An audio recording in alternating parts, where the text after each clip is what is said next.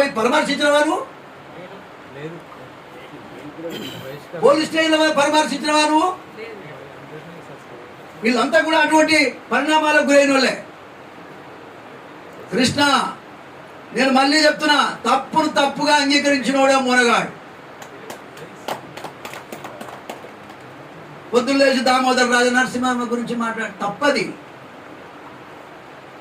నువ్వు ఏదన్నా ఉంటే అందరం కలిసి కూర్చొని మాట్లాడాలి తప్ప నీకేమది కాదు. నీకు ఇష్టం ఉంటే మాది కూడా, లేకపోతే కాదు. ఇది నీ ఆలోచన విధానాన్ని మార్చుకోవాలి. మోత్కుపల్లి నరసింహులన్న దగ్గరికి రా, అందరం కలిసి కూర్చుందాం. భవిష్యత్తులో రాజ్యాధికారం మన జాతులకు, కనీసం రాజ్యంలో అధికారం. మా ముఖ్యమంత్రులు కాకపోయినా ఇవాళ ఎక్కడో బలహీనత ఉంది కాబట్టి మనకు 2 రావాల్సిన దగ్గర 1 వచ్చింది. రాజ నరసింహకి ఇచ్చారు. ఆ బలహీనత పోవాలంటే మనమంతా ఐకమత్యం కావాలి.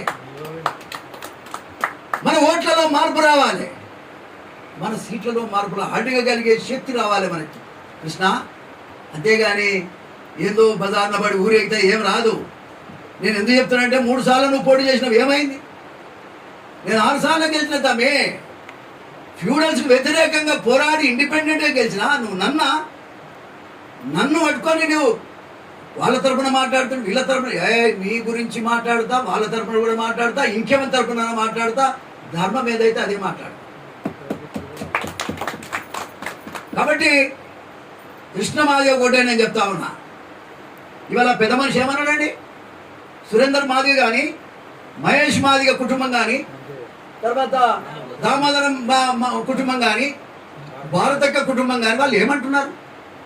ఎంత బాధపడుతున్నారు, ఎంత క్షోభకు గురయ్యారు.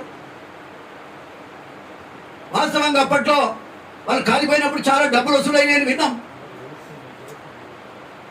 కానీ ఏ ఒక్క పైసా వాళ్ళకి ఇవ్వట్లేదని వాళ్ళు చెప్తున్నారు.